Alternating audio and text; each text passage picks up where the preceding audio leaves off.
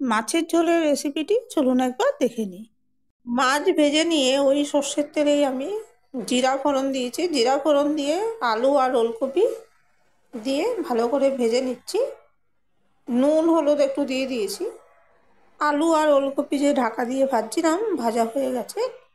আলু ও ওলকপি ভেজে নিয়ে এখানে কিছু মশলা যোগ করেছি। হলুদ গুঁড়ো, শুকনো লঙ্কার গুঁড়ো, ধনে, জিরে, আদা, হামল-দিস্তা থেতো করা আর একটা টমেটো ধুয়ে কেটে নিয়েছি। এবার এই মশলাগুলো দেওয়ার পর আমি এখানে কিছুটা জল যোগ করলাম। এবার এই সব কিছু ভালো করে মিশিয়ে নেব। আর একটু জল দিয়ে দিলাম। সব কিছু ভালো করে মিশিয়ে নেব। আমি ঢাকা দিয়ে একটু রান্না করে নেব। সব কিছু মিশিয়ে নেওয়া হয়ে গেছে। আর আজকে আমি মশলাগুলো কষাবো না, আজকে আমি একবারে জল দিয়ে দিলাম। এবারে এই জলটা ফুটে একটু কমে যাওয়া অবধি আমি রান্না করে নেব। আমি আন্দাজ মতো জল দিয়ে ফোটাচ্ছিলাম, জলটা বেশ কমে গেছে। আর আমি আজকে অন্য দিনের মতো মশলা কষিয়ে রান্না করব না, এভাবেই আজকে করব। এই পর্যায়ে আমি কিছু সর্ষে শাক একটু ভালো করে ধুয়ে একটু সামান্য নুন দিয়ে মেখে রেখেছি।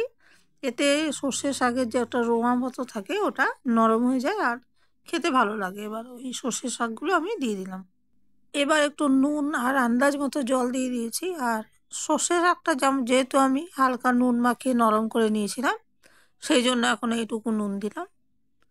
আর ওলকপি আলু ভাজার সময় আমি নুন দিয়েছিলাম। এবার সব কিছু ভালো করে মিশিয়ে নিচ্ছি। সব কিছু ভালো করে মিশিয়ে আমি ঝোলের জন্য আরও খানিকটা জল দিয়ে দিলাম। এবার আমি ঢাকা দিয়ে এটা রান্না করে নেবো যতক্ষণ না ফুটে ঝোলটা একটু কমে যায়।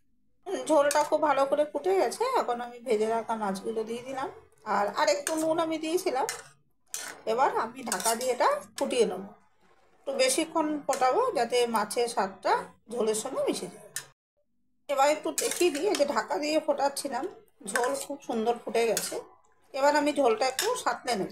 মাছের ঝোলটা সাঁতলাবার জন্য আমি আবার কিছুটা সর্ষের তেল গরম করেছি, ওতে কালো জিরা ফোড়ন দিয়েছি আর ওই কলাইয়ের ডাল শুকনো খোলায় ভাজা গুঁড়ো সেটা দিয়েছি আর দুটো কাঁচা লঙ্কা মাঝখান থেকে ভেঙে দিয়েছি। এটা খুব সুন্দর ভাজা হয়ে গেছে আর বড়ির মতো গন্ধ বেরোচ্ছে। এর থেকে বেশি আর ভাজবো না আমি। এই কলাইয়ের ডাল ভাজা গুঁড়ো আর কাঁচা লঙ্কাটা ঝোলের সঙ্গে মিশিয়ে দিচ্ছি। এবার আবার এটা ফুটিয়ে নেবো, যেমন বড়ি দিয়ে আমরা ঝোলের সঙ্গে ফোটাই, ভাজা বড়ি দিয়ে সেরকম এটা ফোটাতে হবে, নালে সেই স্বাদটা আসবে না। আপনারা বড়ি ভাজা এই সময় দিতে পারেন, তা আমি এটাই দিই। এবার আমি আরেকটু জল দিয়ে দেবো।